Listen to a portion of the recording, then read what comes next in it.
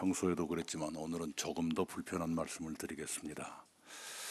먼저 KTX 단전 사고와 KT통신구 화재 사고에 대해서 말씀드립니다. 지난주 충북 오송역 근처에서 KTX 단전으로 서울 아현동에서 KT 지하통신구 화재로 수많은 국민이 불편을 겪으셨습니다. 문제의 KTX가 4시간 36분 동안 멈췄으나 제대로 된 설명도 없었고 열차 수십 편이 지연돼 5만 3천여 명이 피해를 보았으나 승차권은 그대로 팔았습니다. 서울역에서는 직원의 부주의로 또 다른 충돌 사고가 나기도 했습니다. KT 통신망 장애는 사흘이 지나서야 응급 복구를 마쳤지만 완전 복구에는 이르지 못하면서 인근 지역 주민 등 약 50만 명의 일상생활과 경제활동을 망가뜨렸습니다. 이른바 초연결 사회의 초공포를 예고하며 IT 강국 대한민국의 맨 얼굴을 드러냈습니다.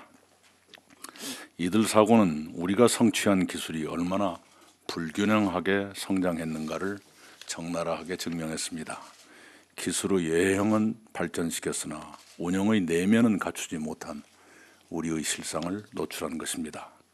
이제 복구와 사후 수습, 원인 규명과 책임자 문책, 그리고 재발 방지책의 마련이 이어질 것입니다. 그것은 당연합니다. 그 과정을 확실히 이행해 주시기 바랍니다.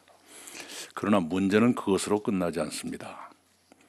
KTX가 멈춰서거나 통신망에 고장이 났는데도 그 상황을 어떻게 관리할 것이냐가 놀랍게도 준비되어 있지 않았다는 것이 어쩌면 더 큰 문제입니다.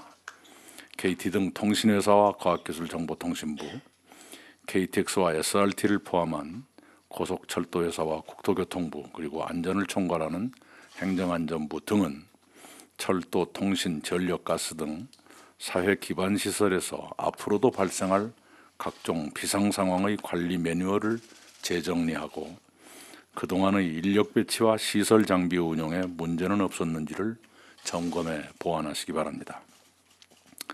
KTX가 시속 300km로 달리고 내년 봄이면 5G를 세계 최초로 상용화한다고 자랑하지만 그 내실은 어떤지를 냉철하게 인정하고 확실하게 보완해야 합니다. 둘째는 가계부채 및 서민금융 지원에 대해서 말씀드립니다. 한국은행의 가계신용조사에 따르면 국내 가계부채가 1,500조 원을 넘어섰습니다. 정부의 적극적 관리로 부채 증가 속도는 줄었으나 가계소득보다 부채가 빠르게 늘고 있는 것은 사실입니다. 가계부채의 규모와 증가 속도를 함께 관리해 가야겠습니다. 동시에 자영업자와 소상공인 등 서민의 금융부담을 완화해 드리는 일에 더욱 노력해야 합니다. 금융 나름의 이유는 있지만 돈 많은 사람이 싼 이자를 내고 가난한 사람이 비싼 이자를 무는 것이야말로 인간 사회의 가장 정의롭지 못한 일 가운데 하나라고 저는 생각합니다. 제2금융권 채무자 가운데 가능한 한 많은 사람이 제1금융권 대출로 갈아탈 수 있는 기회가 주어져야 합니다. 제도권 금융기관을 이용하기 어려운 분들을 위한 서민금융도 역할을 제대로 해야겠습니다. 서민금융 지원 프로그램이 27개나 된다지만 정작 도움이 절실한 사람들이 지원받지 못하는 경우가 많습니다. 금융위원회 등 관계부처는 지자체와 함께 전국에 설치된 44개 서민금융 통합지원센터 등을 활용해 서민금융 상품 안내와 지원은 물론 필요한 복지 서비스까지 연계되도록 해주시면 고맙겠습니다. 한계 상황에 내몰린 가게는 미등록 대부업체 같은 불법 사금융의 유혹에 빠지기 쉽습니다. 금융위원회와 검찰과 경찰과 지자체는 법정 최고금리를 초과하거나 과도한 채권 추심을 하는 불법 행위를 철저히 단속해 주시기 바랍니다. 셋째, 웹하드 카르텔 근절입니다. 웹하드 업체가 불법 영상물 헤비 업로더, 불법 콘텐츠 필터링 업체 등과 유착해 막대한 수익을 거두는 소위 웹하드 카르텔 의혹이 경찰 수사를 통해 사실로 확인됐습니다. 경찰은 100일간의 특별 단속을 통해 국내 최대 웹하드 운영자를 구속하는 등 웹하드 운영자 47명, 헤비 업로더 347명을 검거했습니다. 정부가 디지털 성범죄를 근절하기 위해 온라인 불법 영상물 척결에 나섰지만 범죄 수법의 진흥화를 쫓아가지 못하고 있는 것입니다. 음란물 단속은 방송통신위원회, 경찰청, 인터넷 그리고 인터넷 업체 관리는 과학기술정보통신부 등과 같이 부처가 나뉘어 있어서 사각지대가 발생할 수 있습니다. 방송통신위원회, 경찰청 등 관계부처는 협의체를 구성해서 불법 영상물을 더 잘 차단하도록 현행 규제 체계를 점검하고 보완해 주시면 좋겠습니다.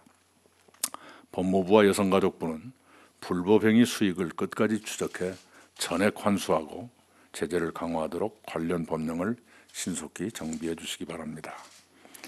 네 번째, 체육계 비리에 대해서 말씀드립니다. 평창 동계올림픽에서 국민의 큰 사랑을 받으셨던 컬링 선수들의 폭로로 컬링은 물론 체육계의 뿌리 깊은 문제들을 척결하라는 요구가 다시 분출하게 됐습니다. 컬링 선수들의 문제 제기는 처음이 아닙니다. 평창올림픽 이전부터 선수들은 지도자들의 잘못을 하소연했습니다. 그런데도 대한체육회와 문화체육부는 그것을 시정하지 않았거나 못했습니다.